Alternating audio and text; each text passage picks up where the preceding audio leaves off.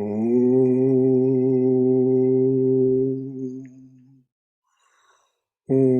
Sahana Bhavatu Sahano Bhunaktu Sahaviryam Karavavahai Tejasvinavaditamastu Mavidvishavahai.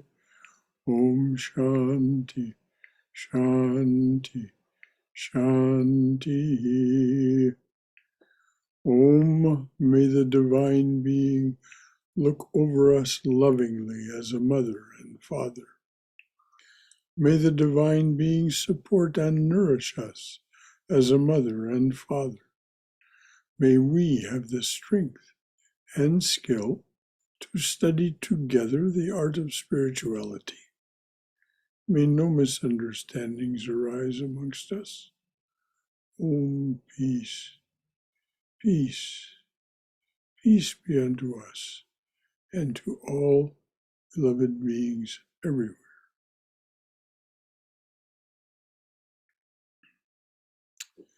Well, good morning, everyone. Happy Easter, and welcome to our Sunday morning talk. The subject today is an American Upanishad, Walt Whitman's Song of Myself. We'll get to that in a bit, but first, some announcements. Next Saturday, April 15th, will be Seva Saturday for this month. Please, if it's practical for you at all, do plan to come to help your center get ready for in-person gatherings. Our day of service runs from 10 a.m. to 2 p.m. Come anytime in that window and stay as long as you like. Lunch is served at 12:30. Sunday, April 30th, our congregation will gather for its annual meeting at 11 a.m. That's a Sunday, the 30th. The congregation will gather for its annual meeting. It will be both in person and on Zoom. The in-person gathering, of course, will be in our chapel. And weather permitting, we will have a catered lunch for everyone, served in our patio outside. So we're going to ask, of course, that you let us know if you're coming to that annual gathering in person so that we can get enough food, make sure there's enough food for everyone. And so that's the two announcements that I have to make. Is there anything that anyone else would like to announce in the way of information? Or is there anything that you think I've neglected to announce that should be announced? All right. Now we're in the month of April, though this morning's talk is not directly related to this. It is, you'll see the connections. And what I mean is, April is a month for our study of Raja Yoga, a spiritual path that is often called the yoga of meditation. As a Raja Yogi, you use ancient, proven spiritual techniques to calm your body, quiet your mind, and gain control of your attention. Regular daily practice of the techniques of Raja Yoga increases your ability to concentrate and may lead to meditation. Deep meditation can unite you with the divine presence, the Atman, the source of your being. This unity liberates you from the cycle of rebirth and death you become independent of all limitation, in Raja Yoga's term, kaivalya, which means independent. Now, it doesn't mean that a Raja Yogi will not be reborn again, otherwise there would be no one to teach us Raja Yoga. But this unity of spirit with the divine presence gives you the option. So it's no longer a compulsory thing. As usual, I'm going to say that what you will hear this morning is not meant as personal instruction for you. You are welcome to take from it what, if anything at all, you find useful and apply it to your spiritual journey, your spiritual practice. This is a celebration of Easter through the idea of death and resurrection. Christ, of course, sacrificed himself, died, as we're told, on the cross, and then was resurrected. Well, this is a familiar story in the tales of yoga, and it is something that, as we'll see, is done in a metaphorical sense by someone who becomes a sannyasin. The title of this week's talk is An American Upanishad, Song of Myself. So let's just start with what is an Upanishad. The Upanishads are the end of the Veda. They come at the end of the Vedas and are the wisdom portion.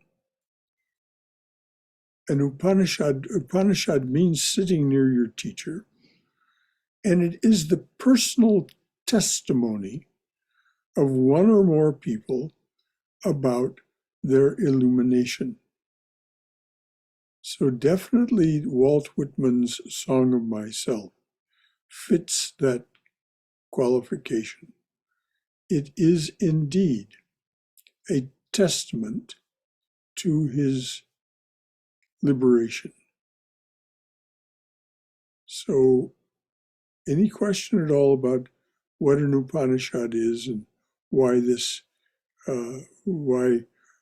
I'm putting that framework around Song of Myself for this morning's talk. All right. Swami Vivekananda called Walt Whitman, the author of the poem Song of Myself, the Sannyasin of America. What is a sannyasin? A sannyasin is someone who practices discrimination between the real and the unreal, marries their attention to the real, and therefore separates themselves from the world of unreality. This does not mean that they eliminate it from their lives at all. They may celebrate it, as Walt Whitman does, but they know that it is not in the deepest sense reality as we would spell it with a capital R. So a sannyasin practices discrimination and renunciation, and as we'll see, this is very clearly described, though not using either one of those terms, in Walt Whitman's Song of Myself. So Swami Vivekananda, having read Song of Myself and the rest of Whitman's book, Leaves of Grass, called Walt Whitman the American Sannyasin. When Whitman sent a copy of Leaves of Grass to the great transcendentalist thinker and writer and speaker Ralph Waldo Emerson, Emerson wrote to Whitman, "I am not blind to the worth of the wonderful gift of Leaves of Grass. I find it most extraordinary. I find it the most extraordinary piece of wit and wisdom that America has contributed." Now that's quite a statement coming from Ralph Waldo Emerson. I find this book to be the most extraordinary piece of wit and wisdom that America has yet contributed. Jerry Brunner, a longtime member of our congregation and a Whitman scholar, calls Song of Myself the principal poem of Leaves of Grass. He calls that poem, Song of Myself, an American Upanishad. So just again, what's in Upanishad? An Upanishad is the testimony of one or more sages about the state of illumination, whether it be Nachiketa in the Katu Upanishad or Svatasvatara in the Svatasvatara Upanishad. There is this great clarion call of realization, and it appears in Whitman as well. This morning you will hear selections from Whitman's masterpiece, and since it is Easter, there will be a focus on the poet's spiritual death and resurrection. So before we go on to read any of that, is there anything that anyone would like to contribute from their own wisdom or experience, or any concern or question that anything that has been said has raised for you? Anything at all?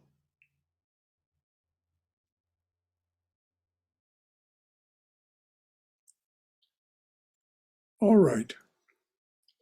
Almost certainly, it is this metaphysical death and resurrection which the poet describes that prompted Swami Vivekananda to call Whitman a sannyasin.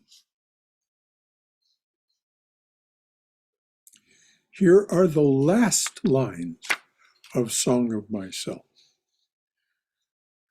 These are the last lines, and then we'll read something from earlier portions.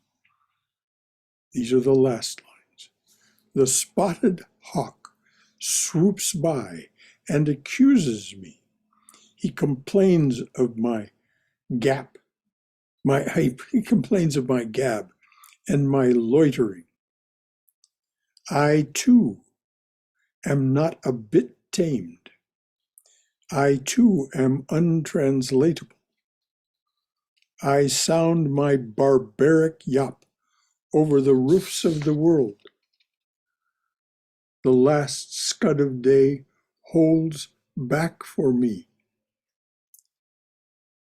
It flings my likeness after me, and it flings my likeness after the last and true as any on the shadowed winds. It coaxes me to the vapor and the dusk. I depart as air. I shake my white locks at the runaway sun. I bequeath myself to the dirt to grow from the grass I love.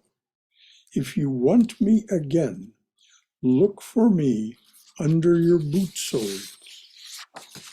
You will hardly know who I am or what I mean, but I shall be good health to you, nevertheless. Failing to reach me at first, keep encouraged. Missing me in one place, search another. I am somewhere waiting for you. Now, this very much echoes what so many of the saints have said to us. But let's start at the beginning of those last lines, because it speaks to this business of being a renunciate, a sannyasin. The spotted hawk swoops by and accuses me. He complains of my gab and my loitering. I too am not a bit tamed. I too am untranslatable. I sound my barbaric yap over the roofs of the world. This is what these saints do. And this business about I too am not a bit tamed. As Krishna says in the Gita, the sannyasin is not bound by the laws that govern the universe in an ordinary sense. Their acts fall from them, and they are not bound by law. It makes them very free indeed. Does that mean that they become unlawful? No. They have no reason to become unlawful. But they're not bound. They're no longer bound by law. So this is the last of Whitman's song. Failing to reach me at first, keep encouraged. Missing me one place, search another. I am somewhere waiting for you.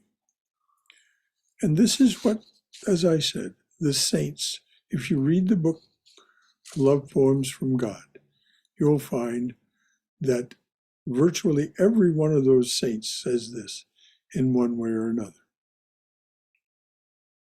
That I am eternal and I am waiting for you. And when we discover one another, there will be something wonderful happens, a transformation. So before we go to the sections that come from the earlier part of the poem, is there anything from anyone about any of these ideas that have been raised so far? Anything that you would like to say from your own experience or wisdom, or any concern or question?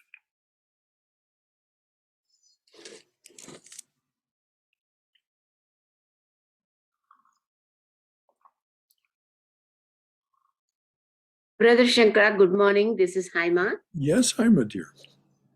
I truly agree. And once I realized myself, everything makes so much sense. Everything is so understandable. And that's what I learned. As I realize myself, self-realization leads me to understand the world around me better. Yes, So of much course. better, so much better. And Yes. so we don't have to reject it in the Exactly. sense of renounce it. We can celebrate it at the same time, not be entangled by it. Yes, we can accept everything pretty much. Not be bound by it. Thank you, Haima. It's always good to hear your testimony in this way. Anything else from anyone?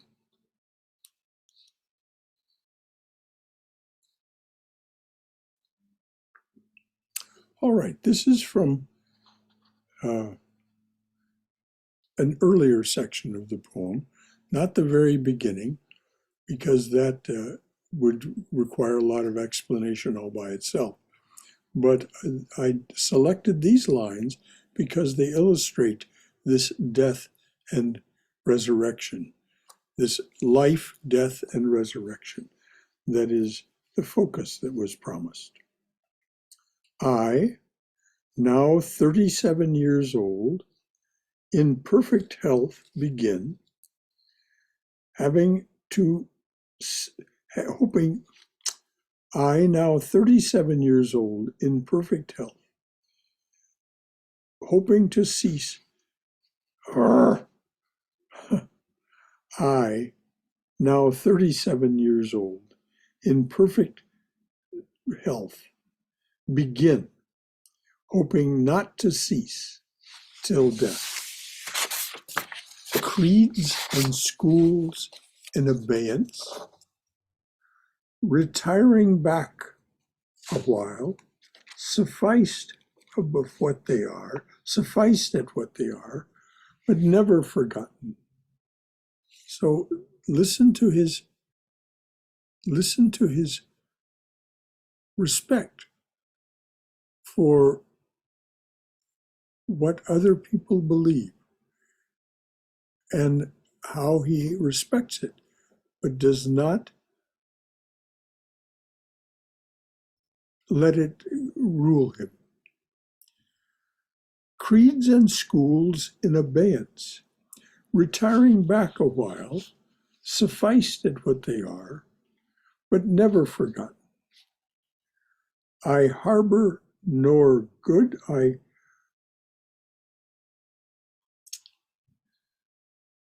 harbor nor good nor bad.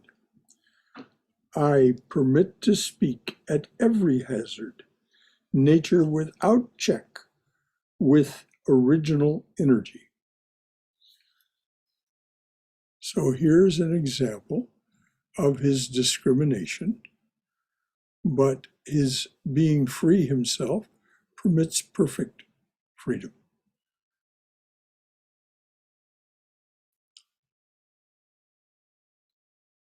I read it wrong. I harbor for good or bad. I permit to speak at every hazard, nature without check, with original energy. In other words, the energy of creation is what he sees in creeds and schools, in people's speaking about the things that he's going to write about. He has no desire to put a stop to any of it.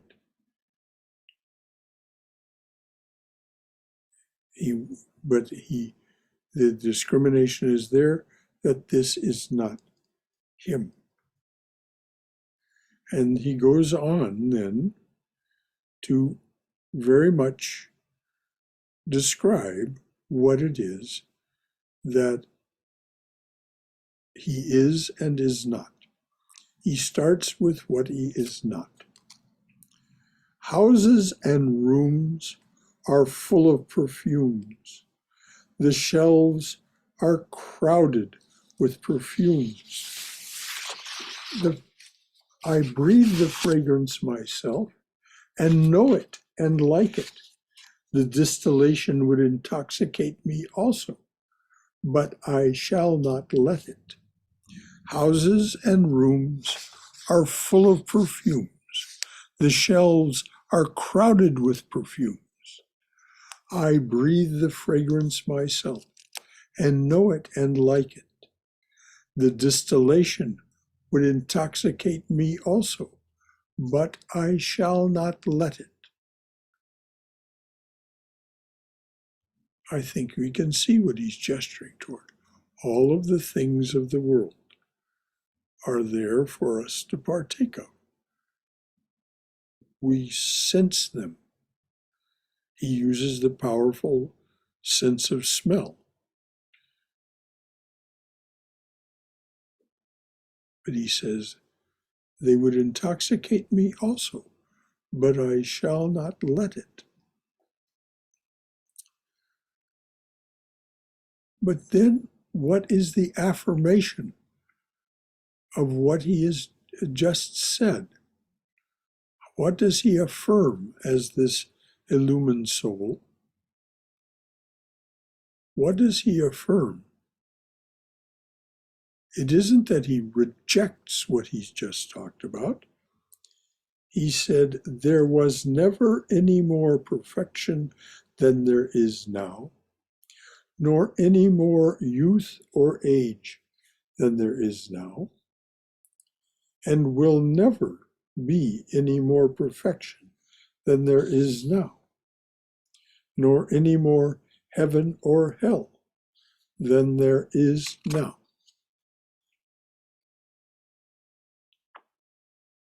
So, though he talks about these things that would intoxicate him, he says, I won't let them intoxicate me. He doesn't say that there's anything wrong. He says, there was never any more perfection than there is now, nor any more youth or age than there is now, and will never be any more perfection than there is now, nor any more heaven or hell than there is now.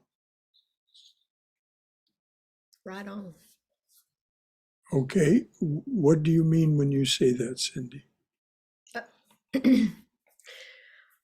Well, I mean, it's so different. I mean, this is Easter and we're relating this to dying and resurrection. I'm not sure I'm there yet with the analogy, but because the Christian, dying and resurrection thing is more about there is something better. I am glad you brought that up, because let me just say, I'm not making an equivalency between the Christian take on death and resurrection, but by Christ as a saint, as a sannyasin. Okay. But still, the Song of Myself, there's a lot of joy in being an embodied being that is Oh, yes. attached. And, we talk a lot about being attached to the body, and, that can cause difficulties. And, it's the thing is, our body, for each of us, as a thing among things, as Nisargadatta might call it, as a thing among things, it is the one thing we have had the longest in our possession, so to speak, and also that's been with us continuously. There is likely no other thing that has been with us that continuously in our. And so to reject it, which I think is some people misinterpret not being attached to the body as rejecting the body, but no, I think that someone who would agree with Whitman is Sridharananda, Swami Sridharananda, in the Bad Boy Yogurt story, about enjoying what's offered, what's in front of you, but not chasing after or seeking or being attached when it's gone or worrying about it when it's not here. It's just there is nothing else but what's right here, and everything is here. Yes. I was thinking about that this morning. I was thinking about, okay, it's Easter. A lot of people I know are celebrating it. They're believers in that, but it is about this, things are, this better thing beyond, and this better thing that you don't quite have yet or something. And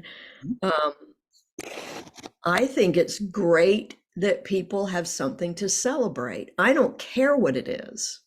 And I don't mean to be flippant about that, but it's not that I care that they're celebrating Easter. It's that they feel they have something to celebrate. That's awesome. I celebrate their celebratoriness. Yes, absolutely. But I'm just going to celebrate there is nothing else. There is no greater thing or lesser thing. It's all here right now. Well, you'll see when the next lines are read how on track you are with Whitman. But before we go on to that, is there anything from anyone else about what's been said so far? Isn't he referring to the different rooms and houses as different lives? Different lives, different ways of being within this life. Just houses and rooms are a metaphor for all of the things that human beings have created. There's houses and rooms, and all of the perfumes with which they fill those. That's how it's understood from here, in any case. But is he talking about reincarnation?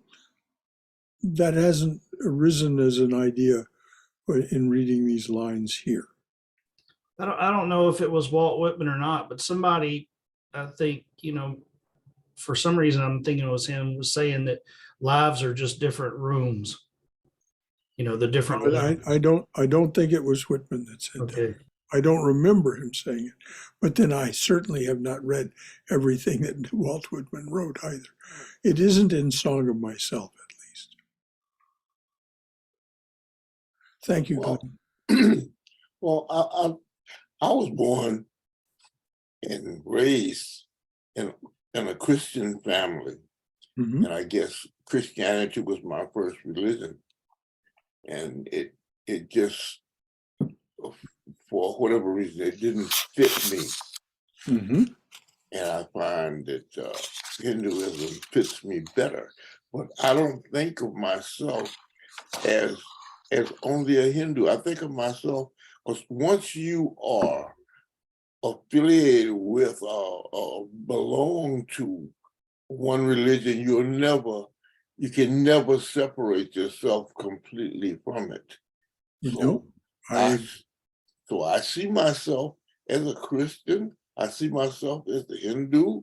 I see myself as a Buddhist. I see myself as a lot of things, and I find that I don't have to select or choose one isolated from the other. And and the one thing that I have resisted and it really turns me off is when a religion claims to be the only source to God. how can that possibly be? Right? How can it be? But since they've all created saints. Yeah. Well, I was listening. You're just testifying to the fact that you two are untamed and untranslatable, Robert. You won't be contained by any of these traditions. And speaking from here, one of the reasons I relate so to Easter is that I was raised a Methodist by my mother's mother and by a Methodist minister named Pop Taylor, and that is resident in me. And the reverence and understanding of who Christ is, not then but now, is very real. So I agree with you entirely, Robert. Is there anything more? Well, Brother Gorob here. I heard Oh, something sorry. this morning that a Christian minister that I respect made a statement that, and I guess he claims that this statement came straight from the Bible, that that Christ said the only way to God is only one way, and that one way is through him. That bothered me. Well, it's interesting that All of the incarnations say, the way, the truth, and the life is through me. But they don't mean, you won't find in the Bible that Christ says only through me. So but we just let Christians be, you know. Yeah. There's no reason to argue with them. If Right. they're finding what they want and need through their Christian practices, more power to them. And I mean that so sincerely. So anything else from anyone? One thing I wanted to add that I should have added, sir, I agree with what Hannah was saying earlier about how once you were there, it all makes sense and it becomes so easy. Mm-hmm. It becomes much easier. That's no two ways about it. Brother, I feel like that this sort of sometimes some of these things, I mean, if I look at the positive version of it, maybe it's for certain people who will not be able to concentrate otherwise, you know, this is the only way, all the other ways are not working or doesn't exist, and so that's probably that's the only way for some people to be able to concentrate. And this is also not just even even from the Sanatan Dharma, there are certain traditions, like very specific traditions, where they say such things. Oh yes, the Vaishnavas will tell you, the completely devout Vaishnava will tell you it's Krishna, Krishna, only Krishna, always Krishna, and nothing but Krishna. And so it's not, this is not an unfamiliar refrain so we don't need to go into all that. We don't need to think that they're wrong, but we just don't need to agree with them either. So we just don't argue with them. May they find what they need and are seeking through their spiritual practices. Thank you, Guru. Anything else from anyone? Brother Gaurav here, actually. Yeah? Yes. The two things in here. One is I'm trying to put it together here. Yeah, one of the things that I feel like about the rebirth, we are born again and rebirth, like, aren't we born every single day kind of thing? Because we're going through a sleep and waking up. Well, that And is definitely one way of looking at it, yes. And it's a and very, then if I'm in spiritual practice, if I'm pursuing divine, if I'm meditating or pursuing like the divine, then things are actually changing within me anyways. And yes, so I'm kind of every probably being moment. born from moment to moment. Yes. Yes. Well, So that's we're what the going through Buddha pointed Easter out. every day, I think. Yes, you can say you're the old you. This is what the Buddha said. Just stop worrying about the past. Stop thinking about the future. You are not the person you were a moment ago, and you will not be the person you are now a moment Right. in the next moment. So yes, all of this is there. We're just talking this morning about why we can see Walt Whitman's poem, Song of Myself, as an American Upanishad. That's the theme this morning. Yeah. So we've talked about discrimination. We've talked about affirmation. We've talked about same-sidedness, this business of there will never be any more perfection than there is now, nor any more youth or age than there is now, and will never be any more perfection, nor any more heaven or hell than there is now. This is same-sidedness. So let's go on now to what Cindy was talking about, and that is the next lines are clear and sweet is my soul, and clear and sweet is all that is not my soul. knowing the perfect fitness and equanimity of things, while philosophers discuss, I am silent and go bathe and admire myself. Clear and sweet is my soul, and clear and sweet is all that is not my soul. Knowing the perfect fitness and equanimity of things, while philosophers discuss, I am silent and go bathe and admire myself. So this is very clearly saying, in his words and terms, what clear Cindy was saying. And what does he do? He does not reject one atom of himself. He simply purifies and admires it for what it is. So that's what it is. This is the affirmation. This is the clarity. But he goes on to talk about this metaphysical death and resurrection. And it's a form of renunciation. It's a renunciation of all limitation. And here's how he puts it. Trippers, people who would trip you up. Trippers and askers surround me. People I meet, the effect upon me of my early life, or the ward or city I live in, or the nation, the latest dates, discoveries, inventions, societies, authors, old and new, my dinner dress, associates, looks, compliments, dues, the real or unreal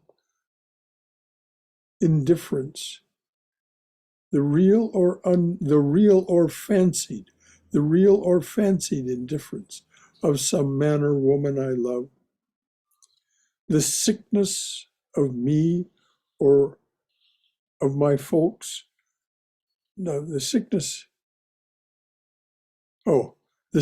of one of my folks or of myself, or ill doing, or loss or lack of money, or depressions and exaltations, battles, the horrors of fratricidal war, the fever of fitful news, the fever of doubtful news, and the fitful events. These come to me days and nights, and go from me again. But they are not the me myself. Apart from the pulling and hauling stands what I am, stands amused, complacent, compassionating, idle, unitary, looks down, is erect, or bends an arm on an unpalpable certain rest, looking with side-curved head, curious at what will come next, both in and out of the game, and watching and wondering at it. I'm going to read that again because these are some of the more famous lines of his poem. This is one of the more famous passages, and it is clearly about what it is to be left aside. Trippers and askers surround me. people I meet, the effect upon me of my early life, or the ward and city in which I live, or the nation, the latest dates, discoveries, inventions, societies, authors old and new, my dinner dress, associates, looks, compliments, dues, the real or fancied indifference of some man or woman I love, the sickness of one of my folks or of myself, or ill-doing, or loss, or lack of money, or depressions, or exaltations, battles, the horrors of fratricidal war, the fever of doubtful news, the fitful events. These come and go to me days and nights. These come to me days and nights, and go from me again, both. But these come to me days and nights, and go from me again. But they are not the me, capital M on me. But they are not the me myself. Apart from the pulling and hauling stands what I am, stands amused, complacent, compassionating, idle, unitary, looks down, is erect, or bends an arm on an impalpable certain rest, looking with side-curved head, curious at what will come next, both in and out of the game, and watching and wondering at it.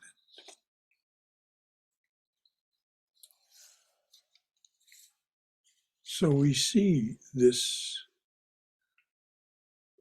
both in and out of the game, and wondering, watching and wondering at it.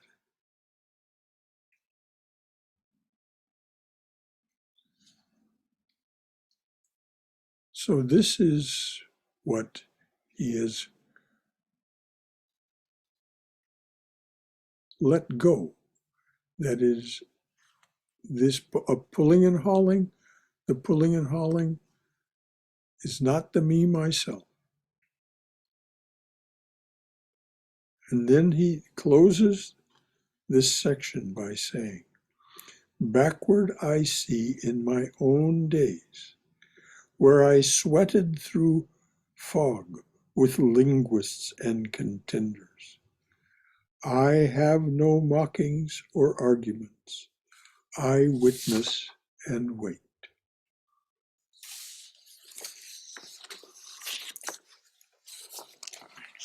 So this is the reason, it seems, that Vivekananda said what he said of Whitman. This is the reason that Ralph Waldo Emerson, this great thinker and scholar and one of the most famous men of his day, why he wrote so in high praise. He actually wrote to Whitman further in his letter that I want to come and see you. And Whitman lived in New Jersey.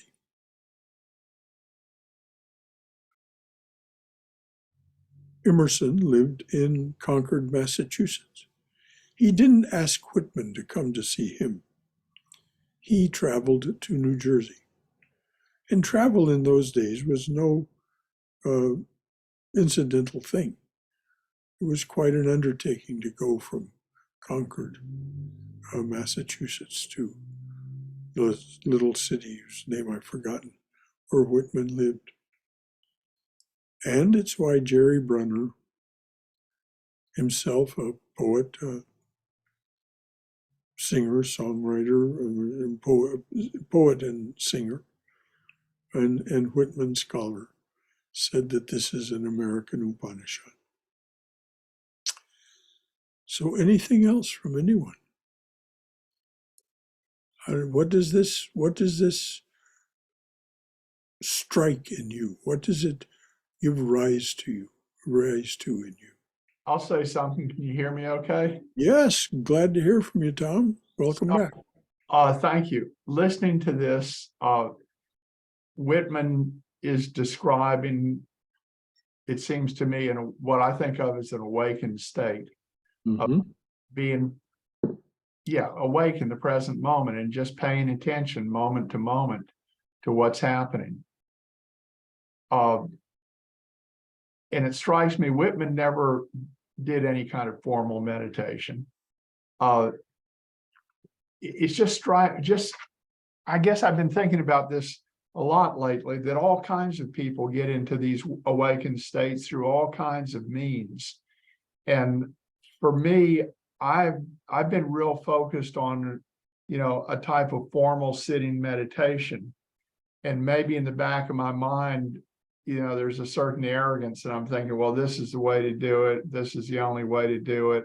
This is the best way to do it. That's not true. Whitman, it just, who knows? I don't know that much about his life, but it just happened to him. He just woke up. He got into that state. And I think that's really neat. And then also, we were talking, this relates to something earlier, talking about being members of a religion. I like what the Dalai Lama said. They asked him about his religion. He didn't say, I'm a Buddhist. He said, I am a human being and my religion is kindness. Yes, isn't that perfect? Isn't that just Yeah. perfect? And that's what I am. I'm a human being, and I don't know that I don't even know how I would define religion. I'm just here, moment to moment. In my better moments, I'm here moment to moment, paying attention, really enjoying this, being alive. It's good, and I like having a body. Sometimes it hurts, but basically I really enjoy having a body, and I enjoy all of the physical world and the people, and the whole thing is just really good. And in this moment, and I have no idea what might happen in some other moment, but that moment, the other moment isn't here. This moment's here. So this is the moment that I'm here and talking to you and paying attention and having a good time. So thanks for listening. Well, and thanks for speaking. Who could argue with anything that you said, Tom? That was just exactly right on the money. And this business of celebrating. I celebrate. One of the early lines in this poem is, I celebrate myself and sing myself.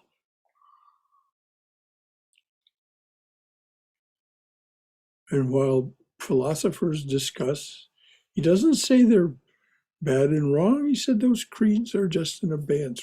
For me, they're just retired back. But while they do that, what do? I go and bathe and admire myself.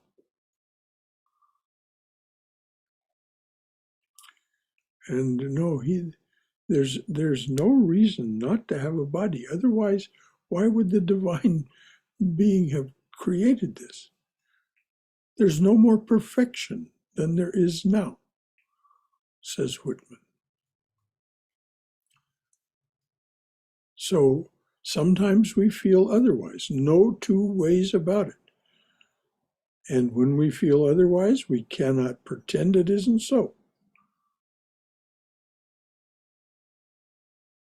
I think all of us have had those times when we felt, wait a minute, what in the hell am I doing here? What is this all about, and why should I care in the least?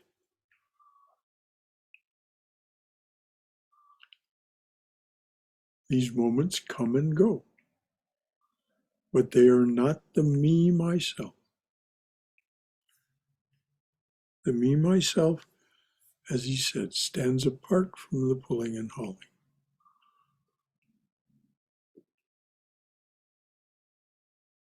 I love that phrase, stands apart from the pulling and hauling. We all know about pulling and hauling.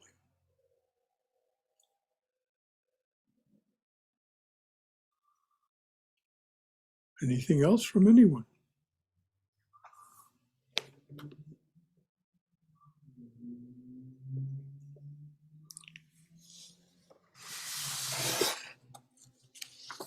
Okay, I'm going to go back and read the very first lines of Whitman's poem. It'll take me a moment to find it because of my vision, folks. Take,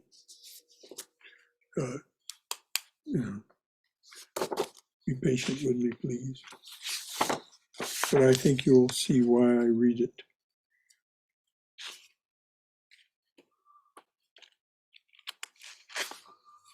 This is that apart from the pulling and hauling stands what I am, stands amused, complacent, compassionating, idle, unitary, looks down, is erect, or bends an arm on an impalpable, certain, an impalpable certain rest, both in and out of the game, and wondering at it.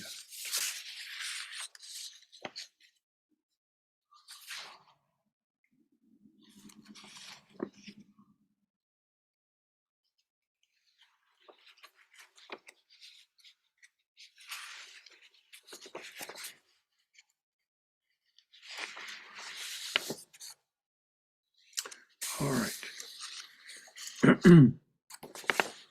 So here are the last lines of the poem.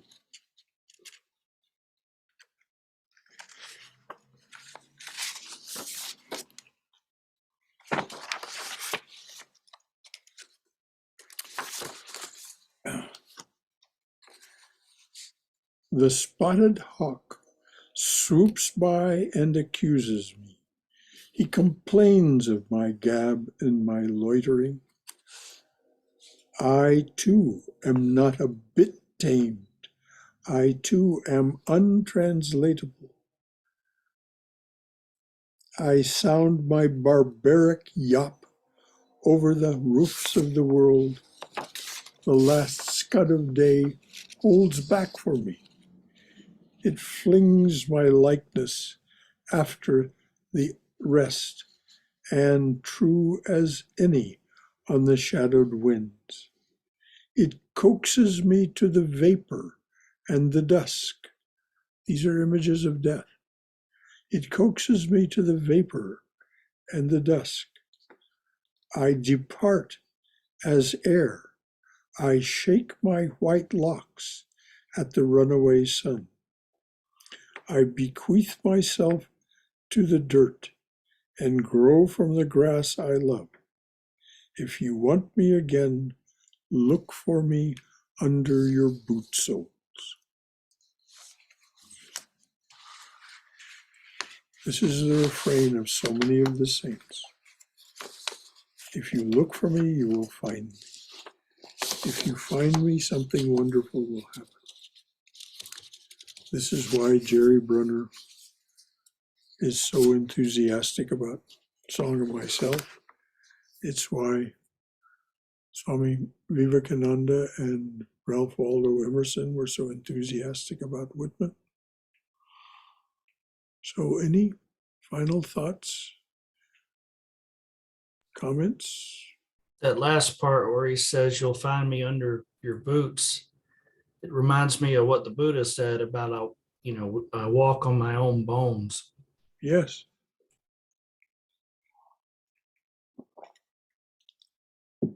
Thank you for that, Glenn. Yes, it is. It does remind us of that.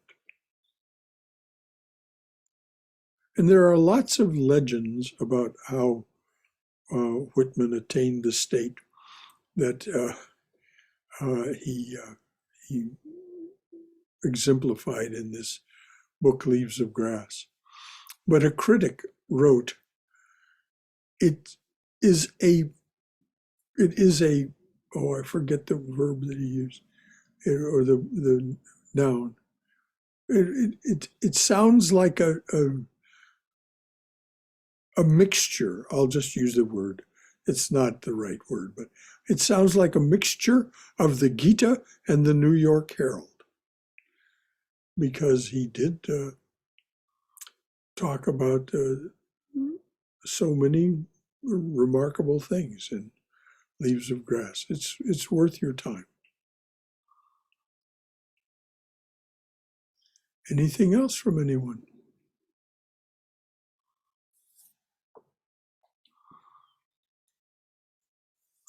Well, okay, it's spot on noon. And I hope that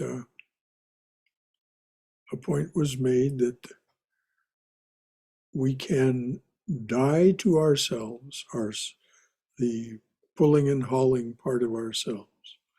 We can die to the pulling and hauling part of ourselves and yet be reborn, be resurrected as that which is far beyond, above, and not contained by anything in this world.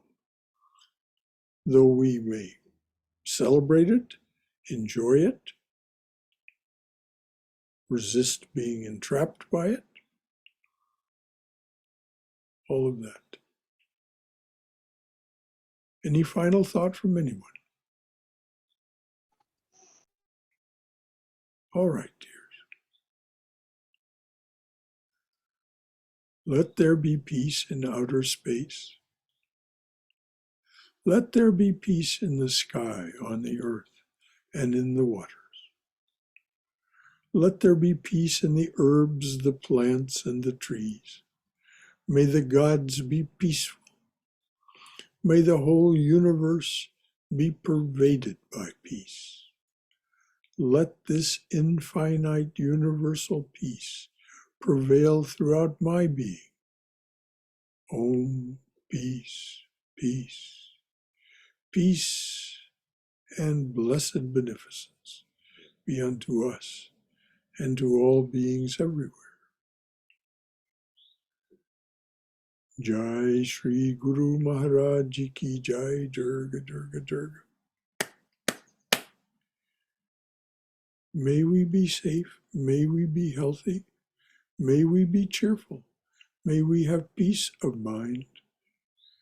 May we know we are always in the loving and protective embrace of the Divine Being as our mother and father.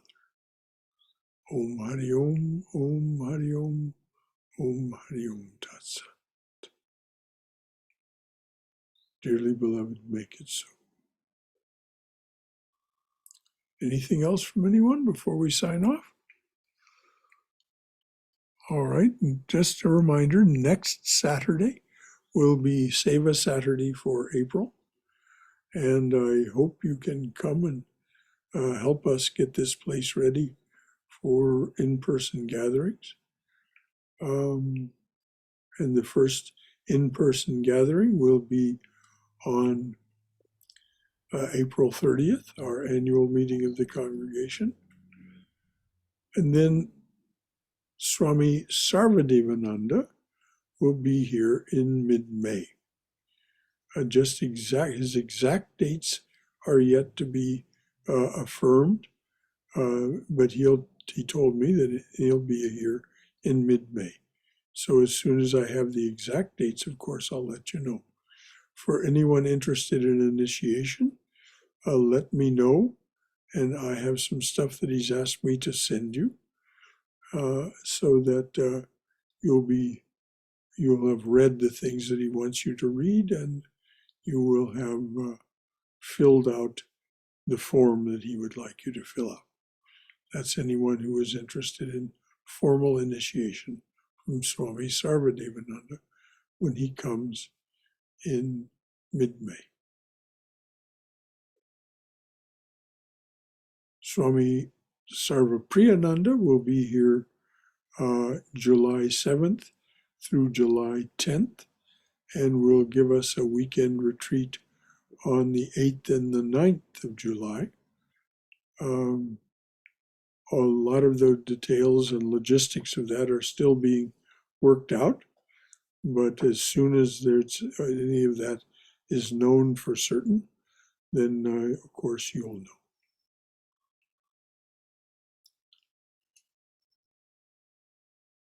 Any final thought from anyone? All right, dears.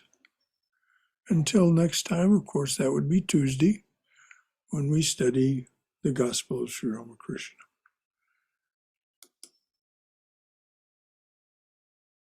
Happy Easter, everyone.